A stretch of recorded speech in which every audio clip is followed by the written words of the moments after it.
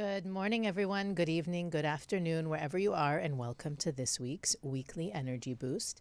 My name is Elisheva, and I'm here this beautiful Monday morning with David, and we are here to share with you the most practical and powerful tools to navigate the coming 7 days.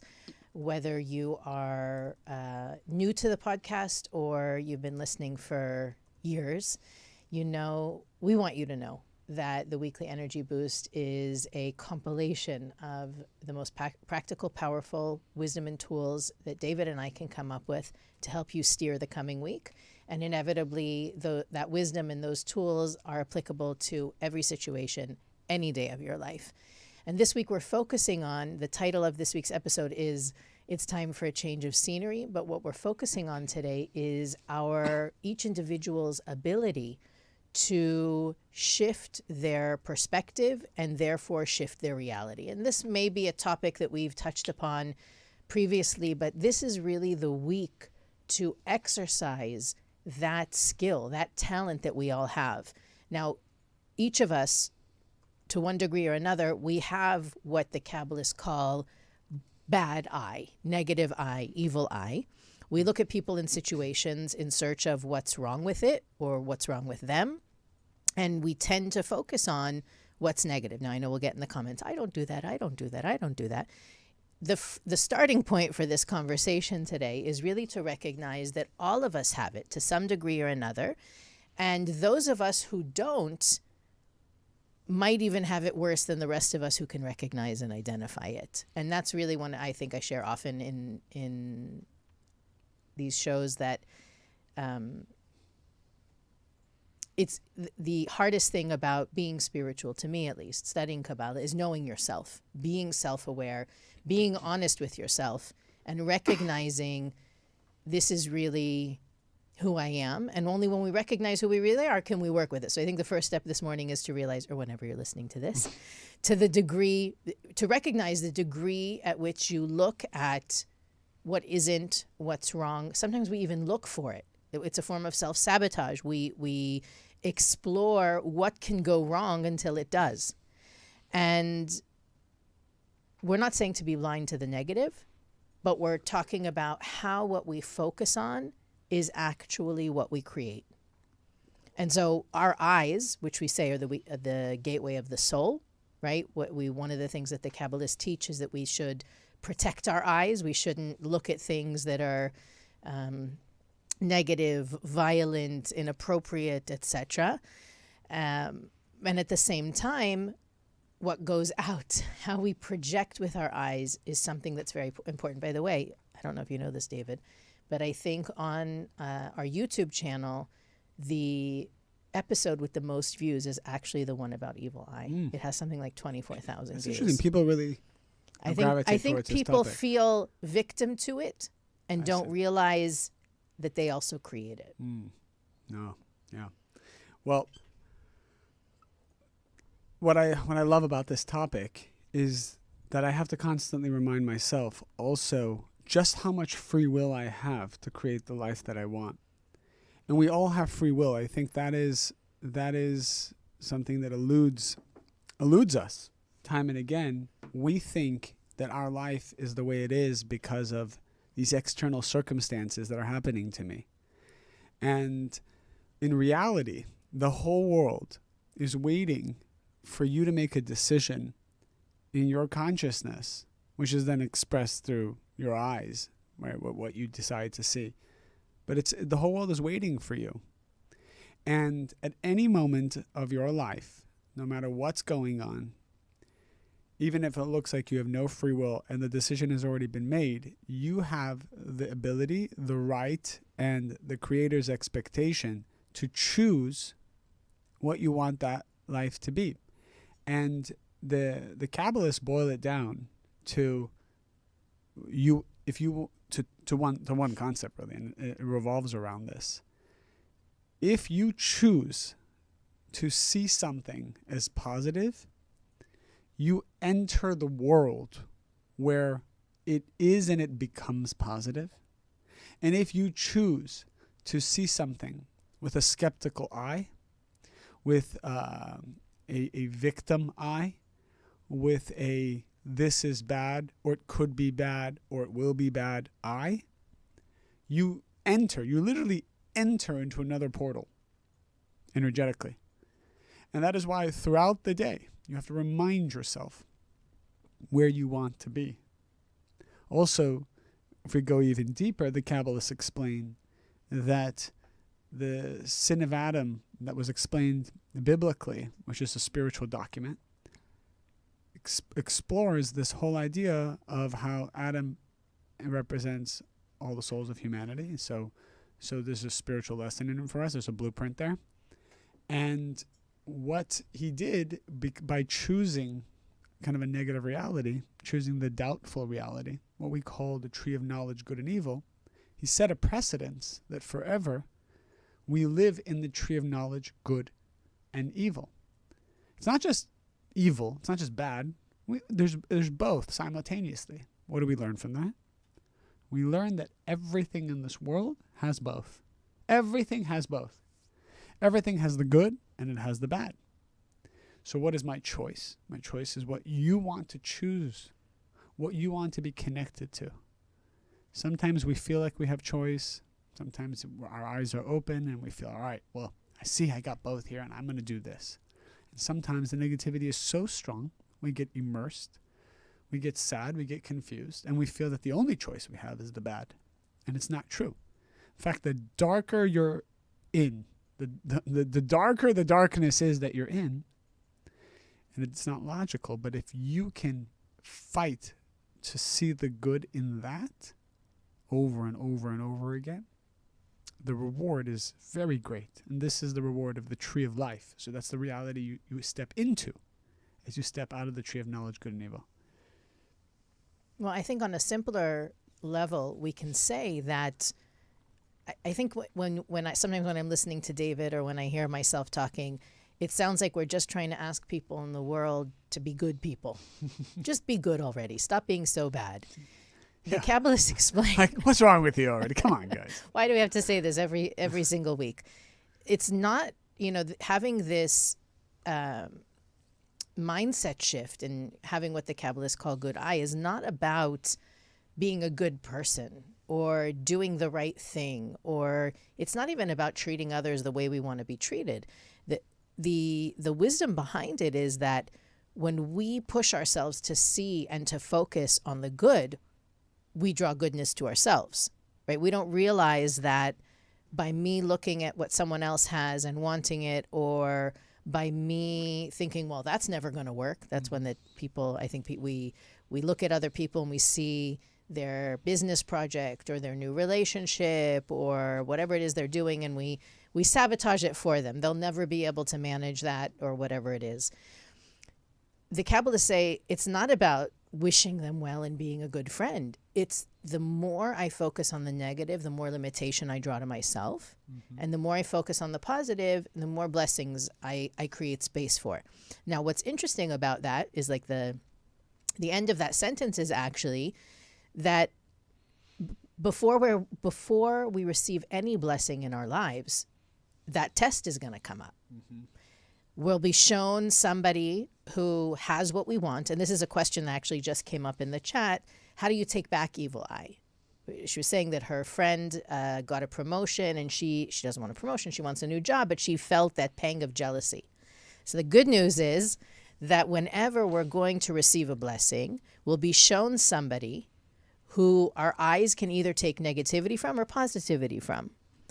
And if we look at that person and see goodness, then we're taking positivity. We take in that energy and we create more space in our life for that blessing for ourselves. But if we fall to that naturally human tendency, we're not saying if you have this issue, something is wrong with you. If you have this issue, you are normal, and we're trying to rise above our normal natural tendencies here. But if we focus on the negative, then we block that blessing from coming in. So it's important to recognize that when you see everybody achieving what you want or receiving what you want, it's not a bad sign. It's a good sign. And the question is really, what are you going to do with it? And that's something to look out for this week, to see, as your eyes are drawn to the things you desire or other people receiving or achieving what you desire, let that goodness expand your capacity rather than shrink it. I often like to, as I say all the time, ask people what is a learning that has brought them to success in their particular area of their life. And I love asking this question because I think that people, even they hear spiritual concepts from us, when it's backed by empirical evidence of someone who's done something, it holds a lot of weight. And you also are receiving the energy of the person who went through it. Because I think that's also why people tune in. And that's why you and I will listen to the same class or session from our teachers over and over again, because it's not the content that we're listening to, it's the energy. This is why it's called the weekly energy boost and not the weekly content, the content learning. Weekly study session. Yeah, weekly academics. Yeah. So the point is, you're tuning in to receive the energy to do the said concept. You're not tuning in to learn anything necessarily. All right. So what is it? What is the one thing I heard when I asked somebody, well, what is the secret to what makes you so productive? And you're in a good mood all the time when I see you. No, I'm not. No, I'm not talking about you. I know. But you also are. I think it has to be earned by all of us around you, because you fear giving us rid of shame. But either way, it's there. I've seen it. I've seen it time and again. So what did this person say to me? He said to me, I've learned that in every single negotiation, and everything's a negotiation, I try to justify what they feel, where they're coming from, and really put myself in their shoes and come up with a good reason of why they're doing what they're doing, or what negative thing they did to me. I try to say to myself, well, there's probably a good reason why they did that. That sounds like a simple thing. It sounds like a nice thing. But I'll tell you, if you can start every relationship that you interact with a, well, I could see why he would do that, and come up with it and dig to find it, because people don't do actions unless they've justified it to themselves why it's positive. They have more data than you do of why they did it. Now, it could still overall be wrong, but my point is, if we take the time to ask ourselves, well, this person is acting the way they did because of this and because of that, and I probably would do the same thing if I was in their shoes. He said this was the secret to his success, because it creates immediate empathy. It creates immediate empathy, which makes people want to work with you, which actually disarms people, which is how you grow with people. What doesn't work is when you come hot trying to convince someone of a concept or convince someone of something. So I know when we teach Elisheva, we teach a class of people, or an audience of people. I think what we try to do, and doesn't mean we do it all the time, is to ask us to realize that the people who are sharing reactive behavior and failings, I get it. I would do the same thing. I would fail miserably if I was in your shoes. I would short circuit. I would be chasing. In fact, I would be worse. I would be worse if I was in your shoes. So I applaud that you've limited the amount of negativity. You only failed 7 times a day. I'd be failing 15. And if you can think this way about the people you interact with constantly, this is a way to see the good. It's a backdoor way. It's a hack of how to see the good when you can justify other people's bad. Is there a difference between bad eye and evil eye? In terms of the context of how we use it, I think I would, if I had to give a definition, I would say bad eye is me already limiting you by assuming that you're going to fail and fail me. It's we call this like a passive evil eye or a bad eye. Or a bad eye is my having certainty that things are bad. This is bad. It's going to get bad. It's going to get worse. Society's shown me such. I think evil eye is something different. Evil eye is I want you to lose what you have so that I feel more adequate. And I think that's where jealousy, bottom line, comes from that. We feel inadequate when somebody has more than us. So either something's wrong with me, but if I could take it away from them, if they would lose it, I would feel more adequate. So for example, if you two sisters, one is maybe a younger sister, and the younger sister gets married, immediately older sister's thinking, well, something must be wrong with me. I'm not married. My younger sister's getting married. So, of course, she would never wish it. She would never definitely say it. She's probably not conscious of it. But if the younger sister were to have problems in the marriage, she would feel like maybe she's not as bad of as a person because, well, maybe she got married too soon. She should have waited like me. It's not funny. It's not funny, but it's not funny, but it's the negativity of it's funny, right? So that's the point. The point is we all have this kind of evil eye, where the jealousy, where we kind of wish other people would slightly fail, so that, or maybe, and I see this actually in the investing world a lot, the people who missed the upwards of the stock market or the crypto this or whatever, when it fails. There's sort of a gratification that comes. You see, guys, now you're back on my level. Consolation prize. I didn't make the money, but now neither did you. Neither did you. You lost it. See, I must not be as stupid as I thought. Right. I must be pretty smart that I missed that, right? And that's how we all are, unfortunately or unfortunately. So what do we do when we realize we're doing it? There are many people who are listening today and saying, oops, that's me. And I don't want to hurt my sister, or I don't want to hurt my friends, or I don't want to jeopardize. Sometimes we even do it to our spouse, right? Question. We do it to our kids.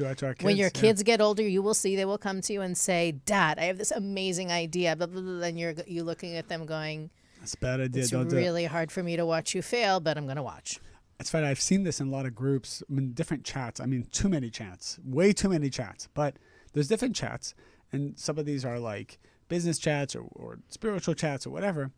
And I noticed that sometimes someone will share an idea, and there's crickets. I remember there's a couple of characters, and I love these guys, but there's a couple of characters where they're always negative about whatever idea you have, and they always tell you the doomsday scenario of the idea. Now, I always ask myself, are they trying to just be educational and helpful, or is it that because they don't want to grow and get out of their comfort zone, they want to what's the word? Dissuade? No. When you convince someone not to do something. Dissuade. Dissuade. I was thinking of a different word. Dissuade you from even making the risk of trying, because you might be successful, and then I'm definitely left in the dust, and definitely I've become a dinosaur. So it's always negative suggestions. Like every time you say, "Hey, what do you guys think about this?" Oh, what do you think of, I'll use it again. What do you think of crypto? Oh, crypto, it's, here's evidence of all these things fail. Or what do you think of this other thing? Oh, no, that's a scam. Like right away with it's a scam. It's like, as opposed to, the problem is, it's not that the content is necessarily wrong. It's just that where he's coming from is always so, I want to destroy ideas so that we all... Let's just burst the bubble now so it doesn't have to be burst later. Well, what if, God forbid, the bubble works? And now you all move ahead, and now I'm forced to change my operation. Otherwise, I'm going to be left behind. You said something else that was really powerful, and I wanted to comment on. Gosh, I slipped my mind for a moment. You said, well, how do we... Once we've given that negative... eye attack, even, by the way, again, it doesn't have to be active, right? A lot of the time, that's one of the challenges with this habit that we have, is that sometimes it's very subtle. Mm-hmm. Here we go again. Mm-hmm. Another idea. That's what the guy on the chat is thinking. Another green kiddo who thinks he's going to make a buck. Let's see what he has to say, right? It's subtle, and it doesn't seem malicious. But now that our listeners are listening and they're saying, oh, I do that to my fill in the blank, what do you do to retrieve that or to counter the darkness, not only that you put out there for that other person, but now we understand we're limiting our own blessings. That's right. That's right. Because what this guy is doing and what we all often do is we start using our logic and our own pain, and we start creating these boundaries around people, which limits them. So imagine your child comes to you and tells you, Dad, I'm thinking about I want to be XYZ. And it sounds like some kind of crazy entrepreneurial idea. And you're like, look, that's going to fail. I've seen it fail. And you give them a middle of the fairway idea. But the truth is, what if this person, your son, is supposed to really revolutionize? And now here you are, the king of Mr. Poo-Poo. And you just create this wall of poo-poo around him because and we have to be careful. It means that that is bad eye. Bad eye is when you don't have a relationship with the unlimited creator. When you have a relationship with the creator, you realize things are new every day. They're being refreshed every day. Anything is possible. But you also have a channel where you have to be reasonable and practical. So the real answer to your son would be total detachment from even the fact that it's your son, number one. But number two, listen, son, one part of me says this is a bad idea because statistically and even my own life, I've seen that it doesn't work. But there's another part of me that says maybe you are the one that should make it happen. And my job is to place on this table as many data points as possible. And then as a father, to support you and tell you, I will love you no matter what you decide. That is a good eye. The bad eye is when you come in hot and you're just trying to convince someone to do or not do something. That means you're limited. Well, I think it also, looking at this behavior, this habit that we all have, requires us to look at the origin of it, which I think is also very much connected to this week's energy, is the force of doubt, right? That guy who's on the chat that's poo-pooing any innovation or ceiling-shattering attempt, the truth is he really is doubting himself. And therefore, he puts doubt into everybody else's soup bowl. Right. That self-doubt, I'm not going to be able to compete. I'm going to be a dinosaur, like David said. I think even when we look at our kids or let's say you have an employee who has this revolutionary idea and you've been in the business so long, you know it's not going to work and you don't want them to be hurt. Sometimes we limit our loved ones because we don't want them to be hurt in the way that we were when we started that relationship. Or I can tell you for me personally, when I was a teenager, I went out for one of these, make $18 an hour. So back in the 90s, that was a lot of money, doing whatever job. So I went to the training. And what do you think I was going to, they didn't tell you in the ad what it was for. What do you think it was for? What was it for? Selling knives. Oh, it was network marketing. Yeah, MLM. Yep. So I had no idea going into the training. I went to do the training and my parents, God bless them, looked at me and supported me and smiled at me. And then lo and behold, 20 years later, my own child said, you know what I'm going to do? I'm going to sell these knives. Not kidding. Identical. Your child. One of my children. A boy who shall go unnamed. It's only, you have a 50% chance of getting it. Was like, I'm gonna sell these knives. Look at these knives, Mom. So we have a 33% chance of getting it. Well, my 11-year-old is not an knives. MLM yet. So he's telling me, I'm going to go to all the restaurants. Remember, because I used to work at a restaurant. He used to work at a restaurant, so he was going to network through the restaurant. And I'm like, okay, and smiling and bobbing my head and being optimistic.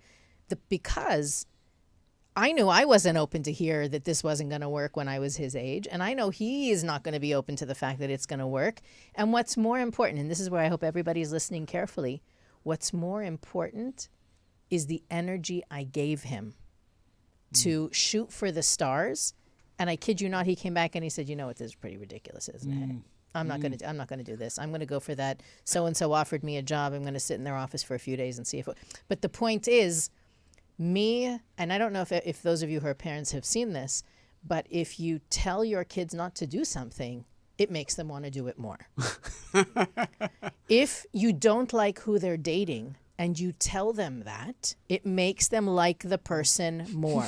They will stick in the relationship longer, even though they too know it's not the right person. So true. But just because you told them, I get a bad vibe. David, I don't know if you want to... Did you see the way she looked at me? I don't know. That automatically glues them together for 2 more weeks. I'm not kidding. So that force of doubt, I don't think it's going to go well. And again, I bring up kids because, or let's say you have people on your team, you desire their success. Sometimes if it's your kids, even more than your own success, you want them to be flourishing. You don't want to have to support them for the rest of their lives. You genuinely want them to be successful, and you see them walking head first into a dead-end street, whether it's a relationship or job situation, doesn't matter. Be their greatest cheerleader, because that actually speeds up the emergence of the truth. David's laughing. It is so true. I've seen it so many times. If you are a cheerleader of positivity, it will reveal the truth of the situation faster than if you poo-poo and naysay all the way through. You literally drag it out and make it even more painful for the other person and therefore for you. As you were talking, I remember like last week, I told my 4 or 5-year-old, I'm like, no, don't touch that. Like right before bed, and he walked over something else. I'm like, no, don't touch that. And so then he started to walk around the whole house for 15 minutes like this. No, don't touch it. And he was just like walking around making fun of me the whole night. And he was going to his brother's like, no, I'm daddy. No. I'm daddy, no. And he's like, he pretty much was like telling me, like, not only am I not going to listen to you, I'm going to make fun of you. I'm going to show you what you sound like. And I'm so going to do whatever I want. So I thought that was funny. The other thing is, I remember a couple of things, and I saw yesterday, of course, as much as I tried to block out viral videos coming my way, they have this like gravitational pull where all of a sudden you could be reading a book and a viral video will pop up in your face. But there was one that it had like a lot of views and like a gajillion shares, and it was of this dad who was talking to his daughter. Look, she was like maybe 15, 16. And she was saying, Dad, can I go see my boyfriend, spend time at his house, and, come back later tonight or something? And he's like, yeah, you absolutely can. Gives her a hug, and he sends her out of the house. And then, of course, like there's the music and the script that says, I trust my daughters and I want them to experience toxic relationships while they're with me so that they can learn under my roof, as opposed to later on going through toxic relationships when I have no power or ability to influence or help. It was a powerful video, like a gajillion shares, obviously, because people responded to that of yes, trust your daughter. Don't be this like doomsday dad. Doomsday dad. It's a good one. The doomsday dad or the Disneyland dad? That's right. Disneyland dad and then doomsday dad. And you felt the energy that it's true. Like you give that space to your teenager, but you choose to give the space. It's not from negligence. It's not from you don't care. Not wanting to deal with it. Because if it came from the I don't want to deal with it then she doesn't have that protection shield when she leaves the house. But when it comes from I trust the Creator, and I think I want to help you grow and become your own person while I have the power to do so, I thought that was very powerful. And the third thing is I realized how I did bad eye yesterday. And it's funny because I saw actually how I was wrong. I was walking, it was Sunday, and went for a couple hours to walk a show where there's like booths and stuff. Mm-hmm. And went with somebody on my team who's a very seasoned, expert guy. And we're walking, and he's like, oh, let's go to that booth there. And I'm like, nah. I'm like, you could tell that's a waste of time. And then he just didn't listen to me. He just walked over to the booth, started talking and shaking hands and whatever. And I'm just like rolling my eyes like, come on, we got to go. And he walks back over to me, and he's like, oh, look, I learned this and I got that. And I'm like, and there was nothing that you could see from the booth that these opportunities would come up. But I realized he approached it with hey, you don't know. You just got to go with an open mind. And I was just poo-pooing every booth because it was time crunch, and I'm like, good, bad, not being open.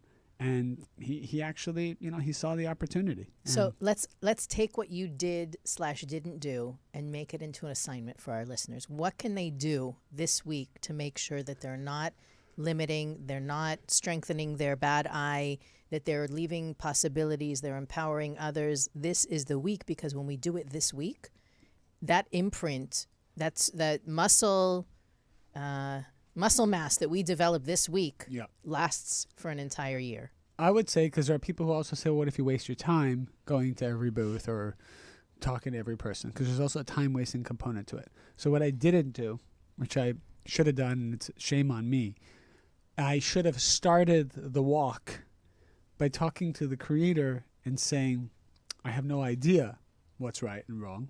I don't even want to use my own logic or filter or experience to ascertain that. I want you to help me and my friend here guide us, make what booth I need to go to shine, and make what booth I don't need to go to look dark. And that means, see, that's not bad eye, because you're surrendering to the Creator, and you're taking yourself out of the equation. Taking yourself out of the equation, and I didn't do that. And that is the lesson in hindsight, that you must ask the Creator, show me, guide me. Do not go thinking you're smart. Smart people don't succeed. Smart people don't succeed. People who let go succeed. So people who are smart enough to let go. There you go. There you go. No, but that's what you just said is huge, because it's that even when your child or your employee comes to you for advice, your spouse comes to you for advice, if you really want to give them good advice, you have to take yourself out of the equation. You can't think, well, how's this going to affect me and what do I want to do about it? That's right. And so that, like David just gave the secret of secrets. Take yourself out of the situation. Ask the Creator to be the one to choose the booths. Ask the Creator to show your daughter it's a dead-end relationship. Ask the Creator to reveal that the knives are not really not really a way to make a living, and get out of it. Your evil eye, your energy, your limitation is not only hurting them, it's hurting you. All right. Final word. My final word? Or yours? That was your final word? I loved it. That was a great final word. My final word is, don't be a doomsday dad. Don't be a doomsday person.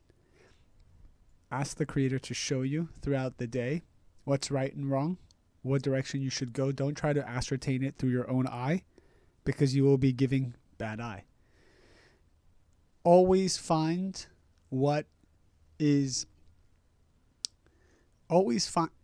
justification as to why somebody is doing or did what they did, so that you at least start with empathy. That doesn't mean you have to connect with them, doesn't mean you have to do whatever it is they say or want, but always look for the justification so you can understand why they did what they did. Okay. I'm going to add 2 half points to that, and we're going to end today's episode.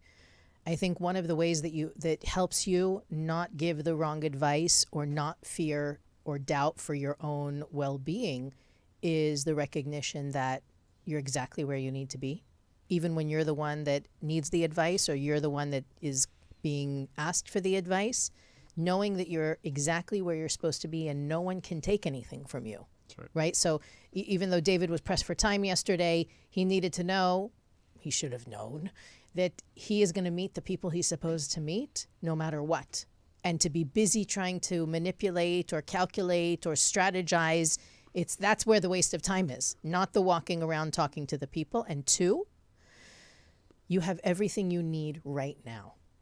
That knowledge, that certainty that I have everything I need right now is actually what allows you to expand and grow what you have, whether what you have is money, love, health. Maybe it's time we need to call it the certainty minute. In every episode, we have a certainty minute. Today, your certainty minute is, you need to know you're where you need to be, and you need to know you have everything you need right now. Beautiful. See you all next week. On that note, we want to remind everybody to like, rate, review, and share. We are reaching the audiences we were reaching only because of our existing audience that grows every week. So thank you, everyone. You can follow us on Instagram and Facebook at Weekly Energy Boost. You can go to our website, weeklyenergyboost.com, and go back and hear more episodes or read transcripts or see whatever offers we have for our listeners. And we'll see you next week on the Weekly Energy Boost.